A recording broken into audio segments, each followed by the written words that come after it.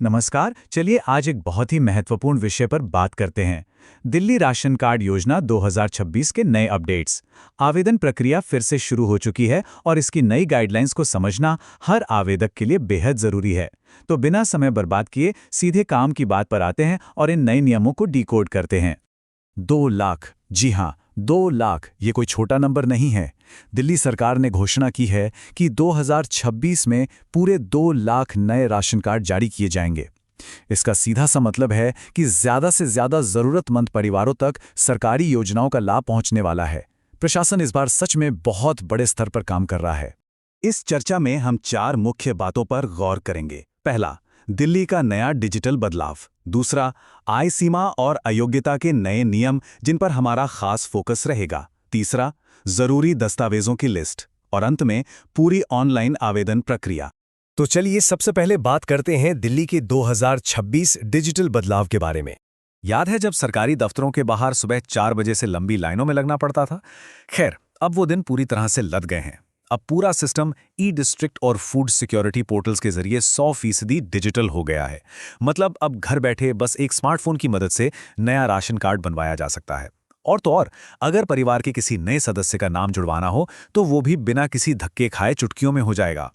अब आते हैं इस योजना के सबसे अहम हिस्से पर, आय सीमा और अयोग्यता के नियम। इसे बहुत ध्यान से समझना है। इस पूरी योजना में जो सबसे बड़ा गेम चेंजर है वो है आय सीमा में हुआ बदलाव। पहले नियम क्या था कि परिवार की सालाना आय 1 लाख रुपए से ज्यादा नहीं होनी चाहिए, लेकिन अब इस सीमा को बढ़ाकर 1.2 लाख रुपए सालाना कर दिया गया है। सुनने में शायद ये सिर्फ 20,000 का फर्क लगे, लेकिन असल में ये एक बहुत बड़ी राहत है।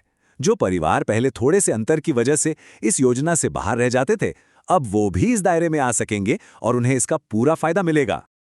लेकिन रुकिए, आय सीमा बढ़ने का मतलब ये बिल्कुल नहीं है कि नियम ढीले पड़ गए हैं। अयोग्यता के नियम एकदम सख्त और स्पष्ट रखे गए हैं। अगर आवेदन करने वाले परिवार में कोई भी व्यक्ति इनकम टैक्स भरता है, या घर में कोई 4 पहिया वाहन यानी कार वगैरह है, या कोई बड़ी संपत्ति है, तो आवेदन तुरंत रद्द हो जाएगा। और हाँ, अगर परिवार पहले से किसी दूसरी सरकारी खाद्य योजना का फायदा उठा रहा है, तब भी ये कार्ड नहीं बनेगा। सीधी सी बात है, सरकार ये सुनिश्चित करना चाहती है कि जो मदद है वो सिर्फ और सिर्फ असली जरूरतमंदों तक ही पहुंचे।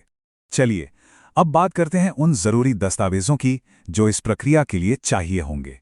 डिजिटल प्रक्रिया बिना किसी रुकावट के शुरू करने के लिए इन 6 चीजों की डिजिटल कॉपी तैयार रखना एकदम जरूरी है। परिवार के सभी सदस्यों का आधार कार्ड, संपर्क के लिए एक चालू मोबाइल नंबर, एक वैलिड आय प्रमाण पत्र, पते का पक्का सबूत, परिवार के सभी सदस्यों का पूरा विवरण और एक लेटेस्ट पासपोर्ट साइज फोटो। बस ये फाइलें रेडी रखिए और आधा काम हो गया समझिए।